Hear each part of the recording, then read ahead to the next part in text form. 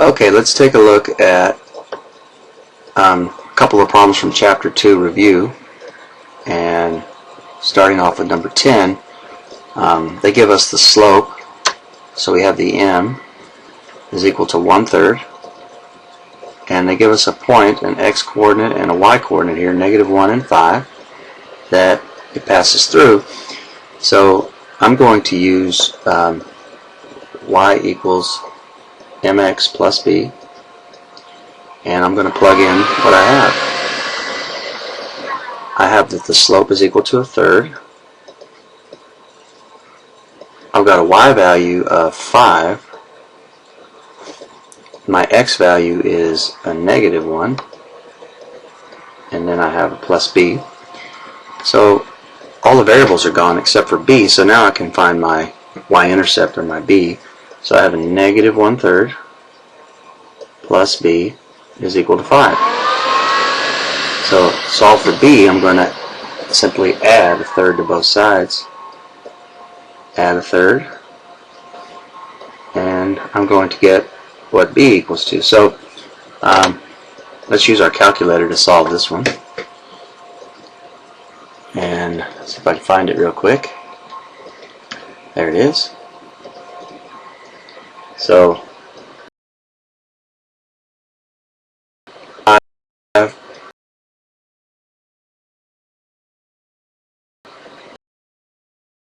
that fraction, and I'm going to do a math fraction on that, and I get 16/3. So that's what b is equal to, 16/3. And I'll switch colors over here, and we're going to reassemble the equation. And so using the original slope of 1/3 x, y equals mx plus b, and we just found our y-intercept to be 16/3.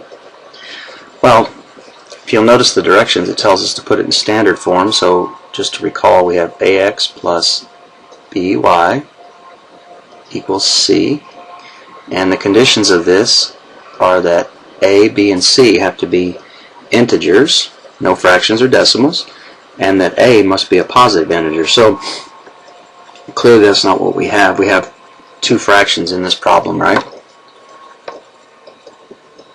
But we notice that both of the denominators are 3, so we could eliminate this fraction if we multiply the entire equation, the left and the right hand side, by 3. So we end up with 3y is equal to 1x plus 16. And then if we move that positive x to the left to join the 3y that's already there, we have -x plus 3y is equal to 16. And then if we divide the entire expression by -1, it just switches the signs of everything. So we have a positive x minus 3y is equal to -16. And that is the answer in standard form. Okay, let's move on and take a look at number 11. And we'll see that we have an equation in standard form, and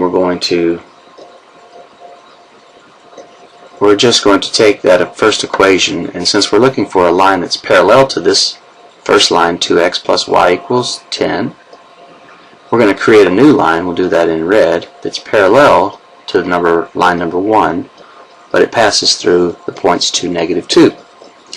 And they wanted in slope-intercept this time, so that's good. So let's take a look at the black equation, 2x plus y equals 10.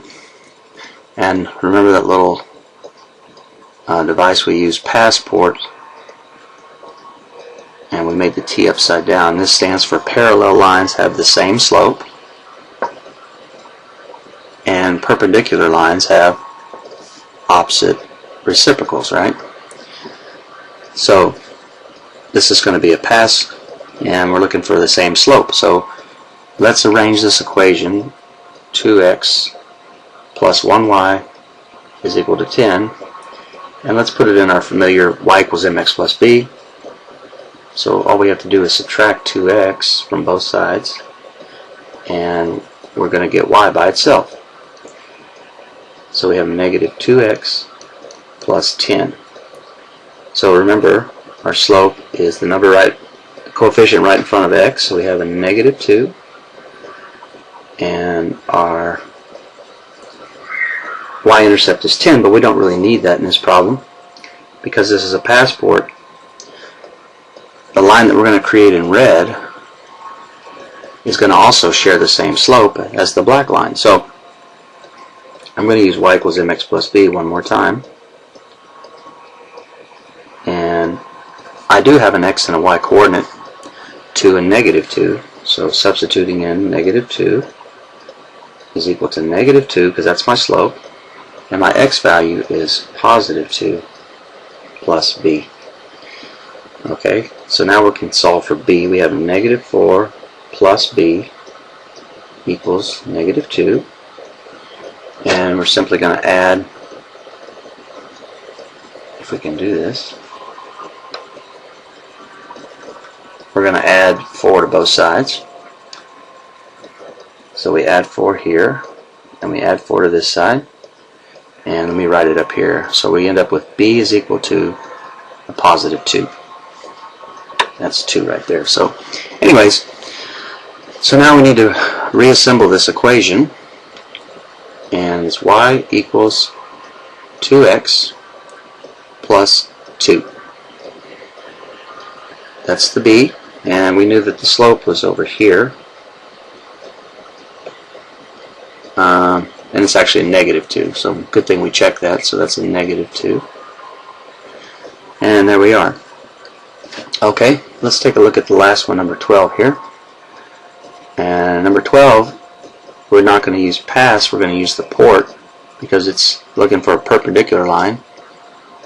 So let's see if we can find the slope of the first equation, which is in standard form.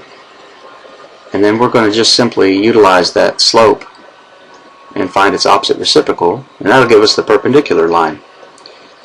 It'll give us the slope of that perpendicular line. So if I can get all this erased over here, we'll just use the same place that we just used. And let's rearrange that equation. Okay, so we'll do this one in black again. We have 3x minus 4y is equal to positive 6. So solving once again for y, which is what we do a lot when we're graphing and working with linear equations. We have negative 4y is equal to a negative 3x plus 6. And then we need to divide everything by this quantity, negative 4. And we're going to just leave everything in fractions because all we really need is the slope. So negative divided by negative gives me a positive 3/4 x and minus 3 over 2. But we really don't care much about the y-intercept.